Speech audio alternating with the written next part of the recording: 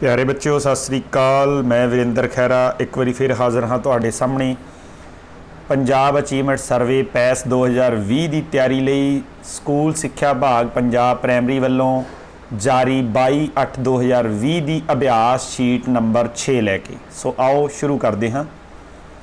हर रोज़ की तरह पहला विषय है बच्चों पंजाबी, साडी मात भाषा। इसनूं असीं चंगे तरीके नाल करना है। दिते हुए पैरे नूं पढ़ के हेठां दिते प्रश्नां दे उत्तर देने हैं।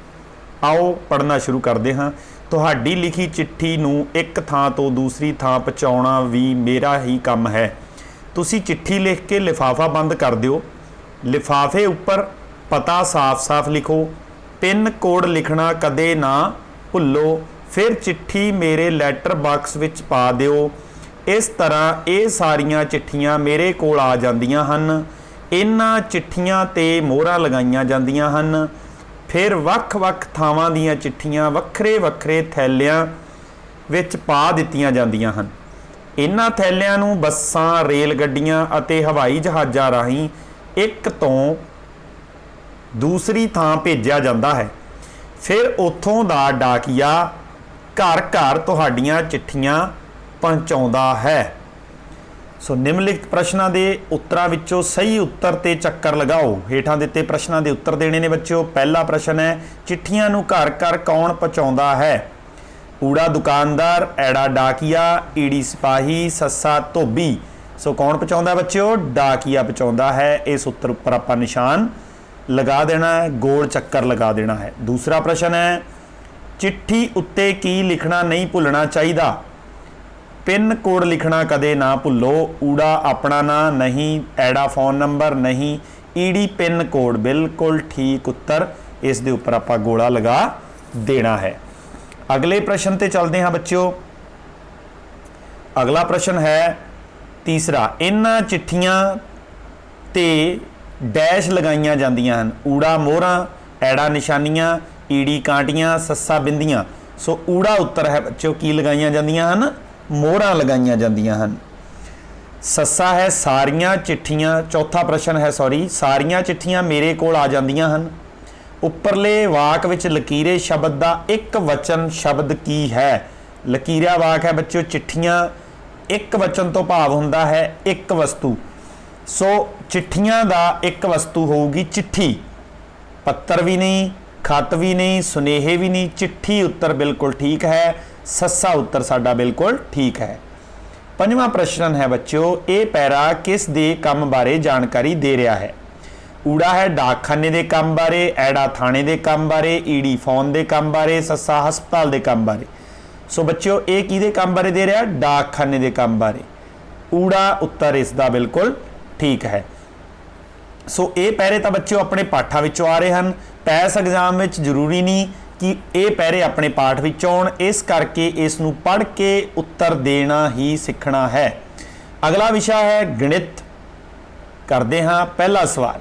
गणित की जमात विच विद्यार्थी अज गणित दीयां पुस्तकां बुझारतां पा के खेड रहे सन। जैसमीन ने ज्योति नूं 879 दी बिल्कुल पहलां वाली संख्या अंकां विच लिखण लई कहा। सही उत्तर की होवेगा? सो देखते हैं 879। सो बच्चों 879 तो ठीक पहला 879 तो ठीक पहला आउंदा है बच्चों 878। भाव ऊड़ा उत्तर अपना बिल्कुल ठीक है। अगले सवाल ते चलते हैं। अगला दूसरा सवाल। दूसरे सवाल विच देखो हेठां दित्तियां वस्तुआं दे मुल देख के सही कथन चुनो। पहली वस्तु है फ्राक, ए उसका मुल है 876 रुपए। बी है एक कमीज, उसका मुल है 885 रुपए। और सी है एक पेंट, उसका मुल है 958 रुपए। सो ए उत्तर दिते हुए हैं। ऊड़ा देखो ए दी कीमत सब तो घट है। ए दे उपर चलते हाँ। ए दी कीमत सब तो घट है। तिन्नां विचों सैकड़े का अंक 8 दो जगह ते है, बी ते ए ते। हुण आपां दहाई का अंक देखांगे। दहाई का अंक ए वस्तु का 7 है और बी वस्तु का 8 है। भाव कि 876 ए वस्तु का मुल सब तो घट है। पहला उत्तर बिल्कुल ठीक है। ऐड़ा बी दी कीमत सी दी कीमत तो घट है, बी दी कीमत सी दी कीमत तो घट है। तो बी दी कीमत देखो 885 रुपए है, सी दी कीमत 958, भाव इत्थे सैकड़े का अंक 9 है, इत्थे सैकड़े का अंक 8 है। सो बी दी कीमत सी नालों बिल्कुल घट है। ये भी उत्तर अपना सही है। एड़ा ईडी है ए अते बी दी कीमत विच 8 सैकड़े हैं। ए दी कीमत च देखो सैकड़े सैकड़े के स्थान पर 8 है अते बी दे भी सैकड़े के स्थान पर 8 है। तो ईडी उत्तर भी अपना बिल्कुल ठीक है। सस्सा उपरोक्त सारे कथन सही हैं। सो उत्तर अपना है बच्चों सस्सा उपरोक्त सारे कथन सही हैं जो दिते गए हैं, वो रकम के मुताबिक दिते गए सवाल नूं टुकदे हैं। अगले सवाल ते चलते हाँ। अगला सवाल है बच्चों तीसरा, हेठां दिते संख्यावां दे समूह विचों किहड़े समूह दीयां संख्यावां वधदे क्रम विच हन। किहड़ा क्रम लभना बच्चों? वधदे क्रम विच। भाव सब तो पहला छोटी संख्या, फिर उस तो बाद उस तो वड्डी। ऊड़े विच देखते हाँ, ऊड़े दे अंदर पहला 803 है, फिर 830, 823, ये गलत हो गया, 823 छोटी संख्या आ गई। अगे चलते हाँ, ऐड़े ते 388, फिर 399 ठीक है, 411 ठीक है, बट इत्थे 377 आ गई, ये भी गलत हो गया। अगले सवाल ते चलते हाँ, ईड़ी ते 643, 663, 743, 763, 843, ईड़ी उत्तर अपना बिल्कुल ठीक है। ये दिता होया क्रम संख्यावां दा वाधे क्रम विच है। इस तरीके अगला सवाल करते हैं बच्चों चौथा सवाल। देखो चौथे सवाल दे विच आपां नूं एक माचिस दी डब्बी विच 48 तीलियां हन। चौथा सवाल, हेठां दिखाइयां माचिस दियां डब्बियां विच कुल किन्नियां तीलियां होणगियां। देखो एक डब्बी विच 48 तीलियां हन। किन्नियां हन बच्चों? 48। हेठां दित्तियां डब्बियां आपां गिणदे हां है किन्नियां? 1 2 3 4 5 6 7 8 ते 9। 9 डब्बियां। एक डब्बी विच 48 तीलियां ते 9 डब्बियां विच किन्नियां होणगियां बच्चों? 9 नाल आपां इस नूं गुणा कर देना है। 9 8 72, दूआ हासिल बच गए 7। 9 चौका 36, 36 ते 7 43, भाव 432 तीलां। ऊड़े दे अंदर भी नहीं है, ऐड़े ते 9 तीलां हन। ईड़ी उत्तर बिल्कुल ठीक, 432 तीलियां होणगियां 9 डब्बियां विच। अगले सवाल ते चलते हाँ, पंजवां सवाल। फिर करंसी नोट का सवाल आ गया बच्चों। करंसी नोटां बारे तुसी चंगी तरह कर रहे हो। अगे है किरण कोल 500 रुपए का नोट है अते उसनूं इस दे खुले रुपए चाहिए हैं। जेकर दुकानदार केवल 50 दे ही नोट दुकानदार कोल केवल 50 रुपए दे ही नोट होण तां किरण नूं 50 रुपए दे किन्ने नोट मिलणगे। देखो 500 रुपए का नोट है अपने कोले। करन दा तरीका यह है कि आपां 500 नूं बच्चों 50 नाल की कर सकते हाँ? भाग कर सकते हाँ, तो उत्तर प्राप्त होंदा है 10।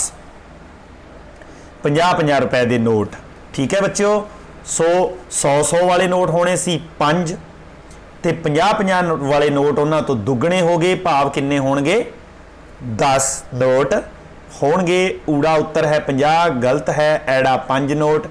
ईड़ी उत्तर बिल्कुल ठीक है। किन्ना बच्चों? 10 नोट। 50 रुपए के 10 नोटां नाल किन्ना बन जूगा? 500 रुपया। अगले सवाल ते चलते हाँ। अगला सबजैक्ट इंग्लिश। सो हर रोज़ की तरह इत्थे भी की है, read the paragraph and answer the following questions. पहला पैराग्राफ पढ़ांगे, फिर हेठां दिते प्रश्नों के उत्तर दिंदे हैं। Tarun and Mona went to the zoo last evening. पिछले शाम तरुण अते मोना जू पार चिड़ियाघर विच गए। दे इंजॉयड दैमसैल्फ ए लॉट। उन्होंने उत्थे अपने आप विच बहुत इंजॉय भाव मनोरंजन किया। दे लुकड एट द एनीमल्स। उन्होंने उत्थे जानवरों को देखा। इन द केजिज भाव पिंजरियां विच। केजिज पिंजरे। दे सा द मोंकीज। उन्होंने उत्थे की देखे? मोंकीज बांदरां नूं देखा। दे वर जंपिंग अराउंड। वो उन्हां आले दुआले की ला रहे सी? कुद रहे सी। They fed peanut to them, peanut हुंदी मूंगफली, फैड खवाउणी, उन्होंने उन्होंने मूंगफली खवाई। The rabbits were hopping on the grass, rabbits खरगोश की कर रहे सी, हॉपिंग बच्चों कुदना भी हो सकता है, हॉपिंग लिटना भी हुंदा।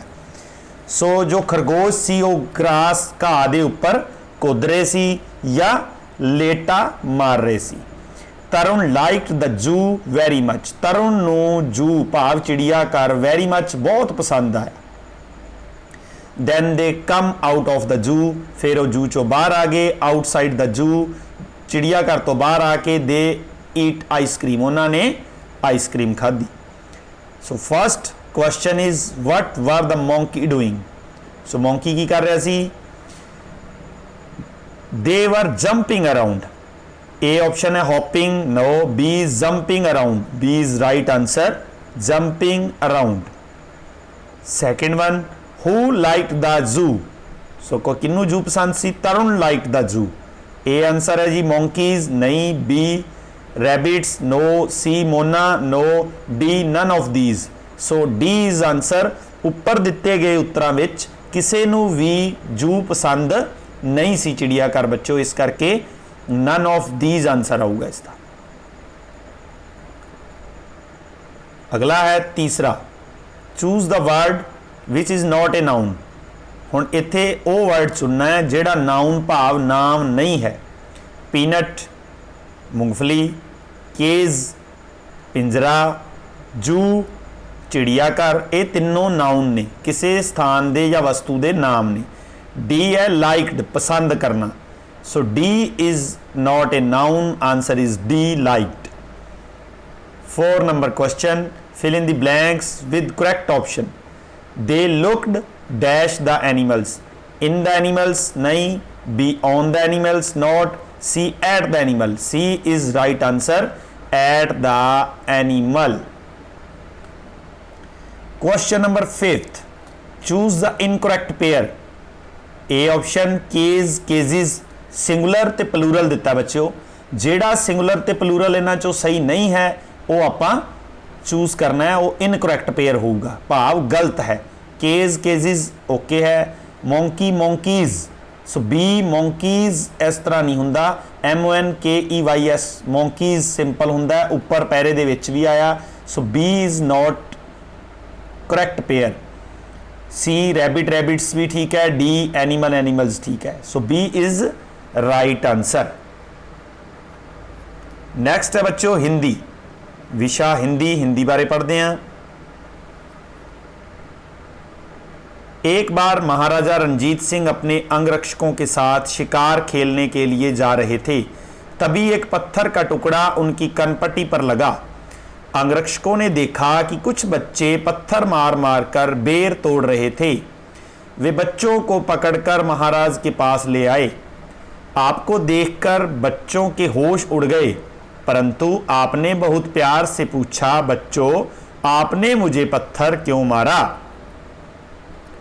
इसके प्रश्नों के उत्तर देंगे। यह गद्यांश किससे संबंधित है? गद्यांश बच्चों जो पैराग्राफ ऊपर आया उसको गद्यांश कहते हैं। एक होता है पद्यांश, हिंदी के ऊपर कविता के पैरे को पद्यांश कहते हैं, और जो पाठ में से, पाठ्य पुस्तक में से, कहानी में से आता है उसको गद्यांश कहते हैं।